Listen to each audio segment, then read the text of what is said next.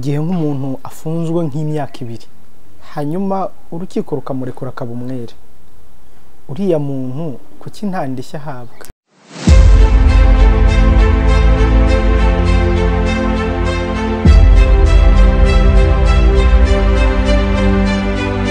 Reka mbasuze kandi mbifuriza igicamunsi kiza abari mu Rwanda mukurikiye Primo Media Rwanda. Urukiko rwisumbuye rwa Nyarugenge rwemeje ko ikirego cy'ubushinjacyaha nta shingiro gifite. Rwemeza ko Ishimwe Thierry wamenyekanye nka Titi Brown ari umwere ku cyaha cyo gusambanya umwana. Akimenya ko yabaye umwere, yegereye abacungagereza afata telefone abwira ikinyamakuru Inyarwanda imbamutima zikubiyemo amashimwe ye. Ntabwo ariyo tugiye kugarukaho. Uyu amaze imyaka 2 kimwe n'abandi bamaze igihe kirenga nk'icyo bakurikiranywe ibyaha bitandukanye n'ubushinjacyaha, ariko nyuma bakaza kugirwa abere. Amategeko ateganya iki? Ese yashobora kujyana ikirego mu rukiko nawe aregera uwamutesheje imyaka 2 akaba yaritejemo imbere, maze ubutabera bukaba bwakurikirana uri inyuma y'ibyo? Yarega urukiko, yarega umucamanza, cyangwa yarega amategeko? Ngiki cyo tugiye kugarukaho kuri iyi myaka 2 Titi Brown yaramaze muri gereza.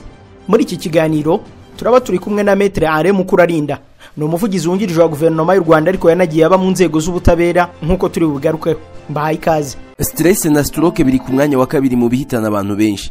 Kubaho kwa none bikaba bihenze ku buryo ubuzima bwabaye gusiganwa n'urushinge rw'isaha. Muri 2021 ishami rya Loni ryita ku buzima ryatangaje ko abantu 745 bapfa bazize ingaruka zituruka ku kazi gakaze. None se ko tudakoze tutabaha amahitamo n'ayahe?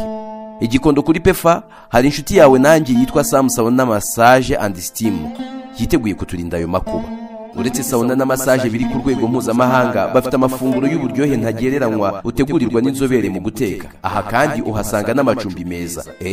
Nari nibagiwe kubabwira ko hari parikingi nini kandi nziza. Bahamagare kuri 0788 89 36 69. Umubyinnyi Ishimwe Thierry wamamaye nka Titi Brown yaburaniraga mu rwisumbuye rwa Nyarugenge ku cyaha cyo gusambanya no gutera inda umwana utagejeje imyaka y'ubukure. Tariki ya 13 z'ukwezi gushize kwa 10 yari inshuro ya 7 aburana ku kimenyetso gishya cy'amashusho agaragaza Titi arimo kubyinana n'uwo ashinjwa guhohotera. Mbere yo kuburana kuri ayo mashusho ubushinjacyaha bwabanje kongeramo indi ngingo yo kuregera indishyi ku muryango wo bivugwa ko yahohoteye, ariko uruhande rw'uregwa rugaragaza ko ibyo ari ugutinza urubanza, ahubwo bakomeza iburanisha ku mashusho yazanywe n'ubushinjacyaha nk'ikimenyetso gishya. Mwiburanisha ry'icyo gihe umunyamategeko wunganira urega yasabye ko urubanza rwakomereza mu muhezo mu rwego rwo kurengera ubuzima bwite bw'umukiriya we. Birumvikana ko turi kubagezaho iburanisha ry'ubushize. Urubanza rwaratangiye maze ubushinjacyaha bugaragaza ko ayo mashusho ashimangira ibyo Titi Brown ashinjwa, maze mu kwiregura nawe avuga ko ayo mashusho atayemera kuko atazi igihe yafatiwe n'uwo yafashe. Yongeyeho ko nk'umubyinnyi yabyinanye n'abantu benshi kandi nta kigaragaza ko uwo amashusho yerekana babyinana ari we barimo kuburana gusambanya. N'urubanza kandi rwagarutse ku bizamini ndangamaraso bya ADN byafashwe hapimwa inda yakuyemo bigahuzwa n'ibya Titi Brown, ariko ibisubizo bikerekana ko Titi ntaho ahuriye n'iyo nda yakuwemo. Bariko ubushinjacyaha bwabiteye utwatsi bivuga ko nta gereranya ryabaye kuko ngo byafashwe mu buryo butari bwo, ku buryo bitagaragaza neza niba Titi Brown ari we se w'umwana. Ubushinjacyaha bwasabye ko raporo ya muganga itahabwa agaciro, ahubwo busaba urukiko guha agaciro dosiye yatanzwe mbere, bwongera gusabira Titi Brown igifungo cy'imyaka 25. Icyo gihe Titi n'umunyamategeko we bavuze ko ibizamini byafashwe na muganga byizewe cyane, ndetse kandi bikaba byarafashwe na nyina w'umwana hari. Nyuma yo kumva impande zombi, umucamanza yari yabwiye abari aho ko urubanza ruzasomwa ku itariki ya 10 z'uku kwezi kwa 11 kwa 2023 nk'uko benshi babikurikiye. Uyu mwanzuro w'urubanza wagombaga gusomwa isaa 7 z'amanywa, ariko wasomwe mbere y'isaha bitewe n'uko umucamanza yarwaye akaba yagiye kwivuza. Urukiko rwemeje ko ikirego cy'indishyi nta shingiro gifite, nicyo kwiregura ku ndishyi cya Ishimwe Thierry nacyo nta shingiro gifite. Rwemeje ko indishyi zidatangwa muri uru rubanza. Urukiko rwategetse ko Ishimwe ahita afungurwa kimara gusomerwa, rutegeka ko amagarama aherera mu isanduku ya leta. Akimara kumenya ko urukiko rwisumbuye rwa Nyarugenge rwamugize umwere, yagize ati: "Uzise sinakubeshya pe, hano ndi mu byishimo kandi ndashimira Imana ko yabikoze. Rero ndashaka gushima Imana, ndashimira leta y'u Rwanda kuko mbonye ubutabera."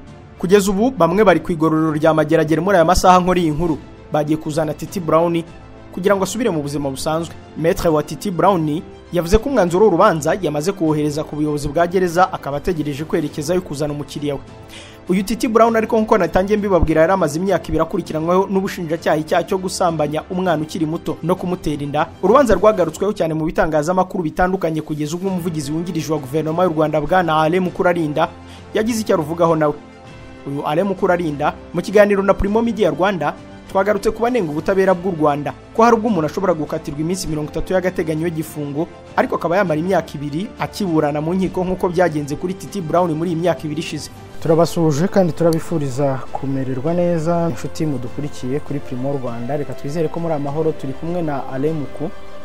Alain Muku ni umuvugizi wungirije wa leta y'u Rwanda.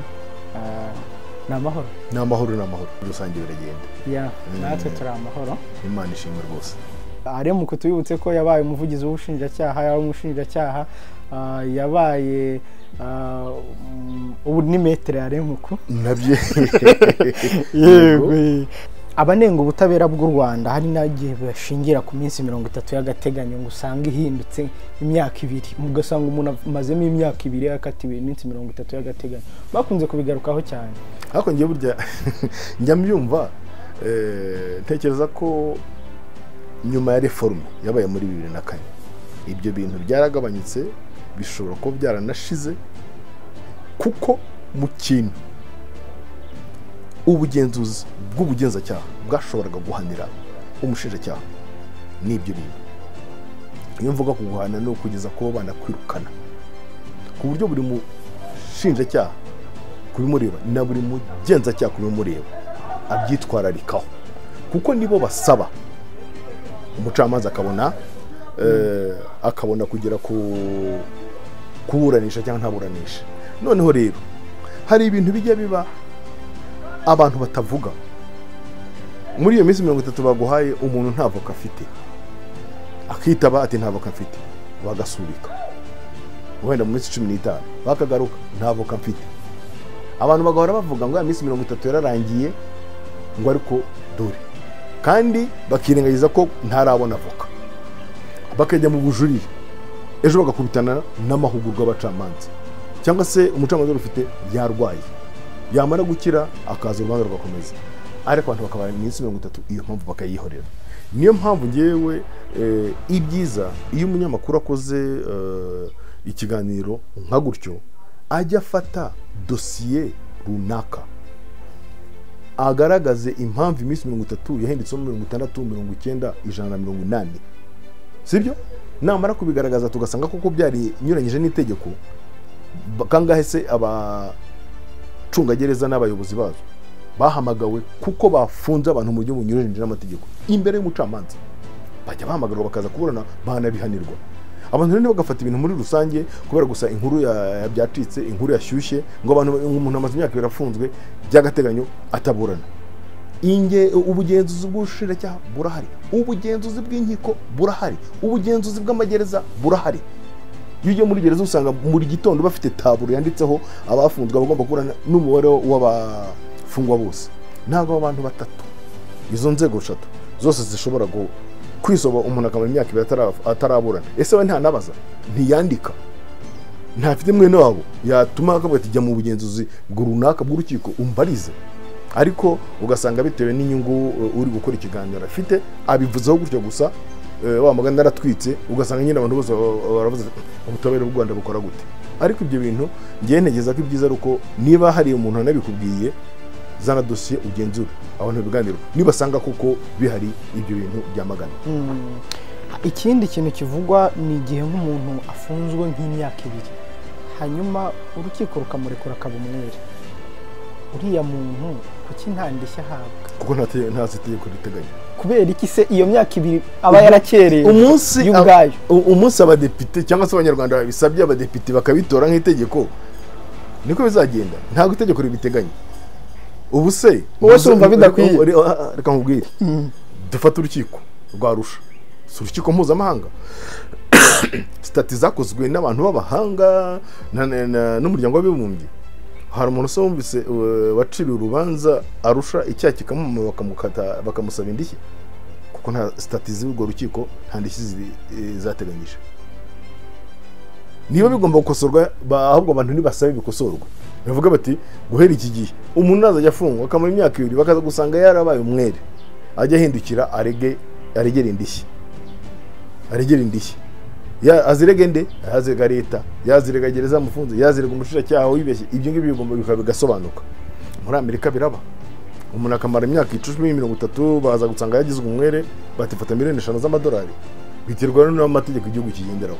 we nk'umuvugizi wa guverinoma urumva atari ngombwa ko ubwo ngubwo reka tuzabanze turebe sibyo niba koko muri rusange abanyarwanda ariko babisaba bifite inzira bicamo. Yes, uyu munsi ariko ntago ari inzira mvuga ngo z'ubuyobozi cyangwa z'amategeko no kuri imbuga nkoranyambaga. Abantu bajya ku mbuga nkoranyambaga bagasakuza ugasanga abantu n'ibigihugu giteye abantu miliyoni 12 mu gitondo ugasanga abantu miliyoni 2 n'igice baravuze batereka ibintu n'ibyigweho abadepite bazabyiga kuko nibo bakora amategeko. Ntago ari umuvugizi uzajya kuvuga ngo badepite mukora ibi n'ibi ariko nta nzira ifunze. Birashoboka rwose kuko n'ahandi biraba. Nari nkubaje we nk'umuvugizi niba ubona bikwiye. Oya ushobora kumbaza ku giti cyanjye ariko rero kuko iyo nyise umuvugizi sibyo ni umuvugizi wungirije wa leta wa guverinoma. Ubwo mvugira nk'umuvugizi iposanye natanga bwo nyine mba mvugiye urwego. Ubwo ku giti cyanjye nzabikubwira tutari kuri kamera. Uru rubanza rwa Titi Brown ndetse n'uburyo arekuwe nyuma y'imyaka 2 akagirwa umwere yari amaze imyaka 2 afunzwe ni bimwe mu byo bamwe bakunze kugaragaza ko bikiri mu ntenge ziranga ubutabera bw'u Rwanda.